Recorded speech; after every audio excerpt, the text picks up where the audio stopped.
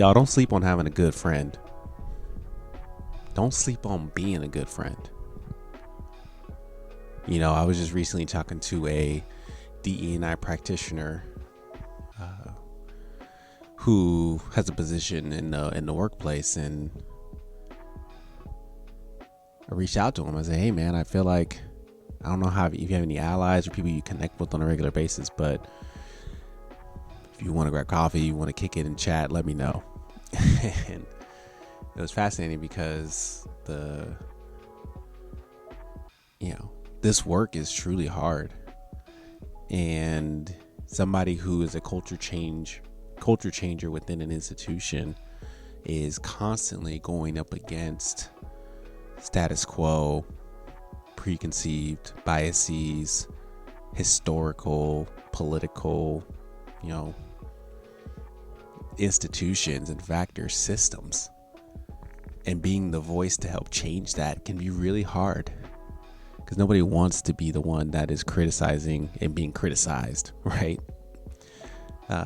Nobody really likes change.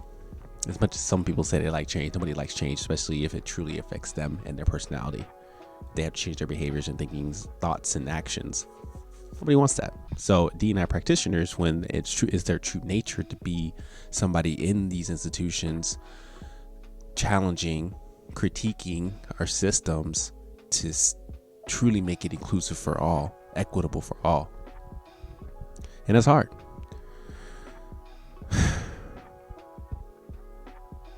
So it just made me reflect on how important it is to have a friend. Important it is to have somebody who you can talk to, connect with, build with.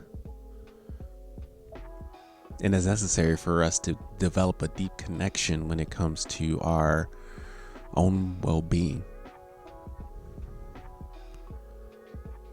So I hope that as I'm pondering on the patio, that we all sit back and ask ourselves, do we have somebody in our lives that we can go to that can let us just be us, that will value our perspectives, will give us some insight, and give us rest?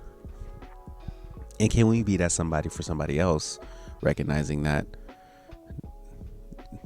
some of the things that we do, sometimes we're in a very lonely place. So how do we recognize when somebody is in a position where they're all alone? How do we reach out and tell them that they're not alone?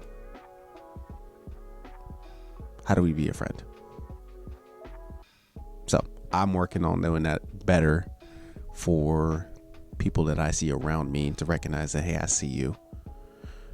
I'm also need to practice being more vulnerable to let others be my friend, to just not only just talk about the work and the actions, but also just check in on me, see how I'm doing, because that's important too.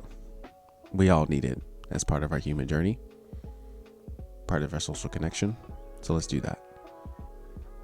And I recognize that COVID has definitely put a wrinkle in the way that we engage with one another, and everything in between that's occurred.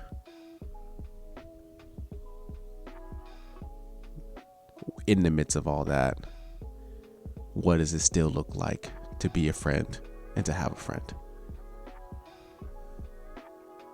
So let's ponder on that today.